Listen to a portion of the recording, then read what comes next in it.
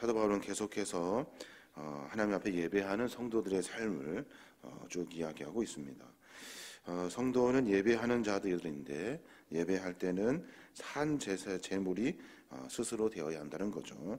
자기 자신을 산 제물로 하나님 앞에 들어야 돼요. 산 제물이 되어서 주 앞에 예배하는 자들의 특징은 이웃과의 관계를 돈독히 해낸다는 거예요. 첫 번째 나타나는 여러 증상 중에 하나가 하나님을 섬긴다고 이웃을 멀리 한다는 거죠. 산 제사로 드리는 삶의 증거는 이웃과의 관계에 대한 이야기를 쭉 하게 됩니다. 그래서 어제도 마찬가지로 형제를 어떻게 사랑할 것인지, 우리의 삶을 어떻게 정비할 것인지에 대한 이야기를 쭉 해내고 있는 겁니다. 오늘은 바울이 국가 권력에 대한 이야기를 하고 있어요. 이제 성도라 하면 국가를 어떻게 대할 것인가. 왜 이 문제가 나오냐면 성도들은 이중 국적자이기 때문에 그래요. 하나는 하나님 나라의 백성인 동시에 또 하나는 이 땅에서의 백성이기 때문에 그래요. 그러니까 적어도 하나님의 통치권이 있는 하나님 나라를 우리가 늘 갈망하며 그 나라의 백성으로 삶을 살게 되죠. 하나님은 온 인류를 지배하시고 창조하시고 운영하시는 분이셔요. 모든 것이 다 하나님의 주권 안에 있죠. 그럼 우리는 하나님의 백성이니 권세 앞에, 그러니까 나라의 왕들 앞에 복종할 필요가 없지 않는가 하는 이야기들이 많이 이렇게 됐던 거예요. 그때 사도 바울이 그 나라의 권세에 대해서, 국가의 권세에 대해서 어떻게 해야 하는지에 대한 이야기를 쭉 하게 됩니다. 당시 유대인들은 국가를 상대로 여러 일들을 계획하고 이렇게 진행했습니다. 왜냐하면 로마라는 국가가 유대라는 나라를 지배하고 있었고 그 종족이 되어 속국이 되어 가지고 거기에 종속되면서 많은 일들이 제약을 받게 되었죠. 그래서 여러 그 유대 지파의 여러 당들이 있어요. 지파들이 있는데 특히 헤롯 당 같은 경우는 국가 권력의 종교를 예속시켜 가지고 자기들이 그 로마 정부와 깊이 연관되어 가지고 그로 말미암아 많은 이익을 얻는 그런 아주 로마 정부에 아부하며 통치자들에게 아부하면서 연결했던 헤롯 당들이 있어요. 그리고 또 사두개파 사람들도 마찬가지로 그런 일들을 하게 되죠. 예수님 십자가에 못 박을 때 헤롯 당과 사두개파의 유대인들이 예수를 십자가에 못 박으려고 했던 주동자들이 되는 거예요. 또 이 아예 권세하고 이제 우리는 담쌓고 살겠다, 너희들 말 듣지 않겠다 하는 에세네파 사람들이 있었다는 거예요. 말해도 듣지를 않아요. 그러나 너는 너고 나는 나다 라고 하면서 이렇게 살아가게 되는 거죠. 예수님에게 질문을 합니다. 어디에게 세금을 바쳐야 합니까? 어떻게 세금을 내야 합니까? 라고 하는 질문 역시도 에세네파 사람들이 한 거예요.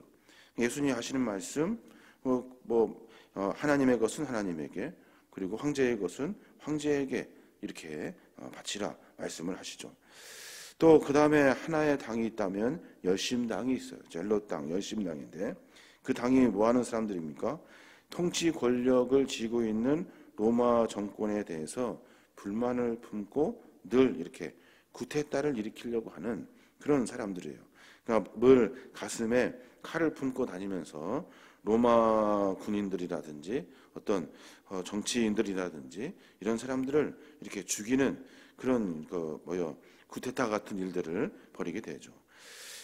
바울이 지금 이 책을 집필하기 전에 한 4, 5년 전에, 그러니까 AD 57년경에 로마에 대반란이 일어납니다. 그때 열심당이었던 사람들이 주동해가지고 로마를 몰아내려는 이런 구테타 같은 것이 일어나요. 결국에는 실패하게 되는데, 그래서 로마의 군인들이 유대인들과 그리스도인들을 같은 분파로 이렇게 알게 되고 오해를 하게 돼요. 그러면서 그 뒤로 어떻게 됩니까? 유대인들과 기독교인이 함께 추방되게 됩니다. 그리고 나서 버티다가 도망가지 않고 버텼던 사람들로 하여금 또다시 쿠데타가 일으키게 되고 AD 70년경에는 완전히 로마 군인 그 장군 디도 장군에 의해서 예루살렘이 완전히 다 파괴돼 버리고 말죠. 여하튼 바울은 이런 앞뒤의 상황들 그런 여러 일들을 보고 신앙인들이라면 하나님 나라의 백성인데 하나님 나라의 백성이 어떻게 나라의 권력 앞에 대항할 거냐, 어떻게 복종할 거냐 하는 이야기들을 하게 합니다. 결론부터 말하자면 바울은 권세자들에게 복종하라 그래요. 복종해라. 오늘 1절 그러죠. 각 사람은 위에 있는 권세들에게 복종하라. 권세는 하나님으로부터 나지 않음이 없나니 모든 권세는 다 하나님께서 정하신 바니라. 비록 마음에 안 들고 불만스러워도 그거 역시 하나님께서 운행하시는 것이라는 거예요. 하나님께서 하신 일이기 때문에 권세자들에게 복종해야 한다는 거죠. 분명한 것은 모든 권세자들이 하는 일들에 값이 있어요. 값이. 그들이 해야 할 일들이 분명히 있어요. 3절에 보면은 다스리는 자들은 선한 일에 대하여 두려움이 되지 않고 악한 일에 대하여 되나니 내가 권세를 두려워하지 아니하려느냐. 선을 행하라. 그리하면 그에게 칭찬을 받으리라. 그래요. 이게 무슨 말입니까? 다스리는 사람들은 선한 일을 하라는 거예요. 이 선한 일에 두려움이 없다는 거죠. 자기가 악한 일을 하려고 하면 다스리는 자들은 계속해서 두려움을 갖게 된다는 거예요. 선하게 일들을 해야 한다는 것이 권세자들의 일이에요. 그 일들을 권세자들이 하고 우리는 하나님 나라의 백성들은 권세자들을 인정해야 한다는 거죠. 악을 악으로 갚는 것이 아니라 선으로 악을 이기면서 권세자들이 분명히 그렇게 나라를 치리하고 다스려야 한다는 거예요. 하나님으로부터 세움받은 권세자들이기 때문에 그들은 양심에 따라서 선한 일을 해야 하는 거예요. 그게 바로 하나님의 방법이라는 거예요. 4절에 보면 그는 하나님의 사역자가 되어 내게 선을 베푸는 자니라. 그러나 내가 악을 행하거든 두려워하라. 그가 공연히 칼을 가지지 아니하였으니 곧 하나님의 사역자가 되어 악을 행하는 자에게 진노하심을 따라 호응하는 자니라. 그래요. 무슨 말입니까? 하나님의 사역자들로 하나님이 세웠다는 거예요. 나라의 권세자들을, 그리고 그들을 통해서 하나님이 일하셔요. 그 일들이 선한 일들이 되어야 한다는 거예요. 그렇지 않으면 하나님의 진노하심에 따라 하나님의 벌을 받게 될 것이다 라고 지금 바울이 분명히 이야기하고 있는 겁니다. 국가 권력에 대해서, 그러니까 우리가 신앙의 양심에 따라 잘못된 것을 잘못됐다라고 말하는 것, 이것이 바로 또 우리가 해야 할 일이죠. 그저 무조건 맹목적으로 복종할 일이 아니라 우리는 하나님이 주시는 믿음과 신앙의 양심에 따라 그 일을 해야 하는 거죠. 근데 분명한 것은 국가 권력을 역시도 하나님이 운행하시고 하나님이 다스리시고 계획하신 일이라는 거예요. 이해할 수는 없지만 여러 일들로 그들이 잘못된 길에서 사람을 죽여가면서 권세를 취한 것 같은데 그 일마저도 전부 다 하나님의 주권 안에 있다는 거예요. 그것을 인정하고 받아들여야 한다는 거죠. 또 하나 우리가 해야 할 의무가 있죠. 납세의 의무예요. 납세의 의무. 6절에 보면 너희가 조세를 바치는 것도 이로 말미암이라. 그들이 하나님의 일꾼이 되어 바로 이 일에 항상 힘쓰느니라. 모든 자에게 줄 것을 주되 조세를 받을 자에게는 조세를 바치고 관세를 받을 자에게는 관세를 바치고 두려워할 자를 두려워하며 존경할 자를 존경하라. 그래요. 우리가 해야 할 것, 세금 낼 거 있으면 내라는 거죠. 할 일이 있으면 해야 한다는 겁니다. 우리 신앙의 삶의 모습 가운데 하나님 나라가 주가 되고 중심이 되어 이 세상의 나라는 다 무시되는 일들, 이런 유대인들의 여러 계파의 사람들을 향해서 바울이 말하고 있는 거예요. 우리는 어떻게 해야 합니까? 선한 일을 쫓아야 한다는 거예요. 왕도 선한 일을 쫓도록 해야 되고 우리도 역시 선한 일을 쫓아 살아야 돼요. 뿐만 아니라 우리는 하나님의 사랑을 받은 자로서 그 사랑을 실천하며 살아야 한다는 거예요. 그냥 무조건 반대할 일이 아니라 서로 기도해 주어야 되고, 무조건 뭐 할 것이 아니라 늘 자기의 신앙의 양심에 따라 일들을 잘 분별할 수 있도록 해야 한다는 겁니다. 그 뒤에 이제 바울은 율법의 잘못된 것들을 지적해요. 율법의 가장 큰 문제가 뭐냐는 거예요. 그 문제가 뭐냐면 사랑이라는 거예요. 율법 안에는 사랑이 없다는 거예요. 분명히 알아야 되는데 율법 안에는 사랑이 없어요. 율법 안에는 뭐가 있습니까? 율법 안에는 정죄가 있어요. 율법을 지켰느니 안 지켰느니 하는 일들 때문에 정죄하는 일들이 있다는 거예요. 여전히 유대인들은 아니야, 사랑이 아니라 율법을 지켜야 돼 라고 주장하는 사람들에게 아니야, 율법은 정죄밖에 없어 라고 말하는 거예요. 우리가 해야 할 빚은 율법을 못 지켜가지고 빚진 자로 살아가는 것이 아니라 8절에 그러잖아요. 사랑의 빚 외에는 아무에게도 아무 빚도 지지 말라. 남을 사랑하는 자는 율법을 다 이루었느니라 라고 말해요. 지켰느니 안 지켰는지 하며 스스로 빚진 자 거기에 엉겨매지 말고 우리에게 빚질 것은 사랑의 빚밖에 없다는 거예요. 사랑을 하면 율법의 법을 다 이루는 것이다 라고 사도 바울이 이야기하고 있는 겁니다. 그러면서 쭉 이야기를 하죠. 그러면서 간음도 살인도 도둑질도 탐내는 일도 다 하지 말라. 그리고 나서 그 중에 제일 중요한 것은 내 이웃을 내 자신과 같이 사랑하신 그 말씀 가운데 다 들어있다는 거예요. 사랑이 모든 것으로 다 통용된다는 거죠. 10절도 사랑은 이웃에게 악을 행하지 아니하나니 그러므로 사랑은 율법의 완성이니라 그러는 거예요.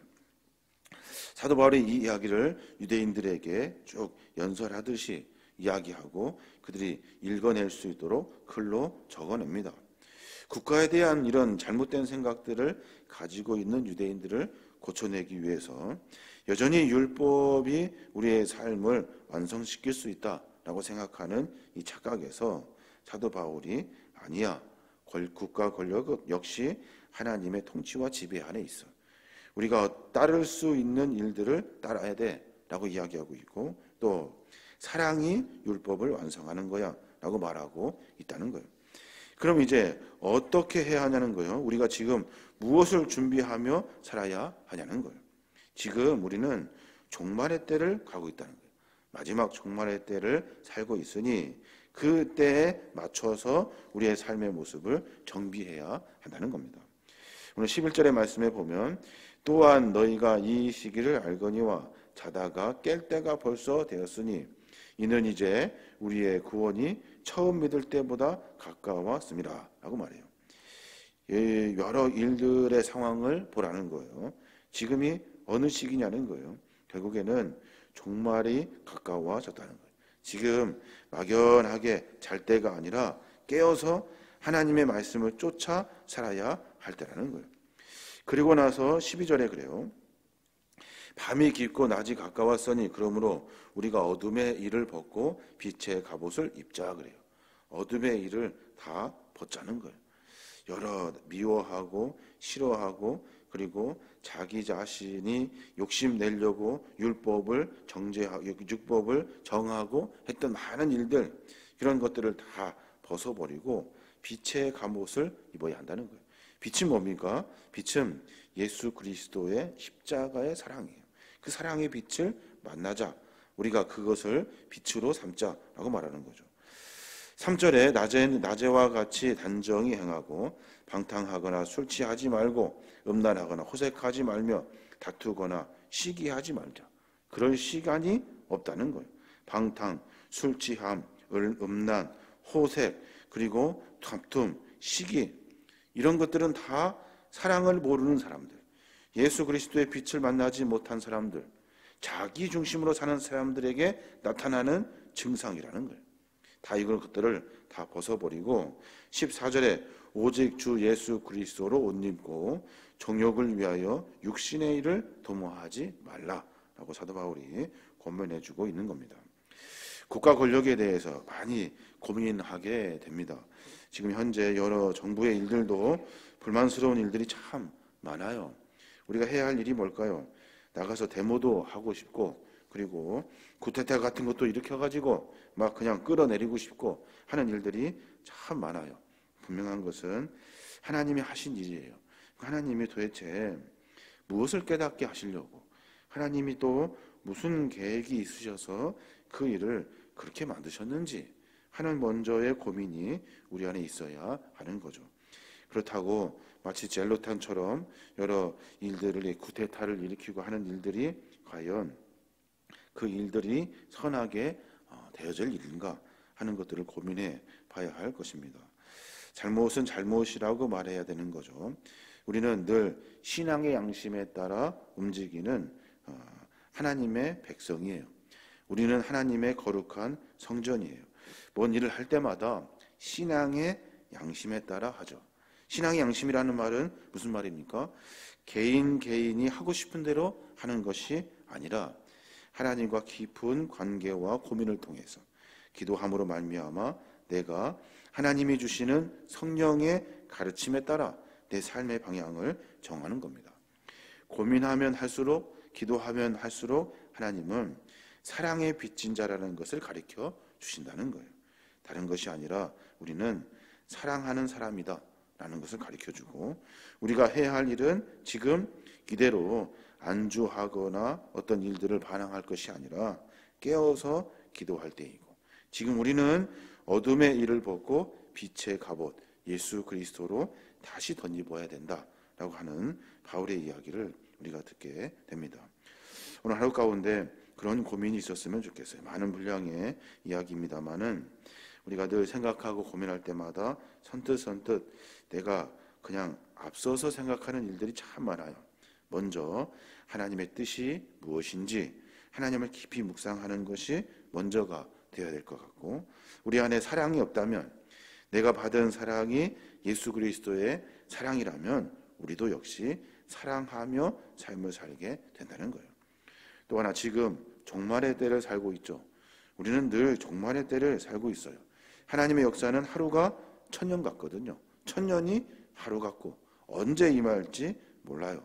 그러니까 늘 종말의 때에 하나님의 뜻이 무엇인가 찾고 하나님이 원하시는 믿음의 삶으로 정비할 수 있는 삶의 몸부림이 우리 안에 있어야 될 줄 믿습니다.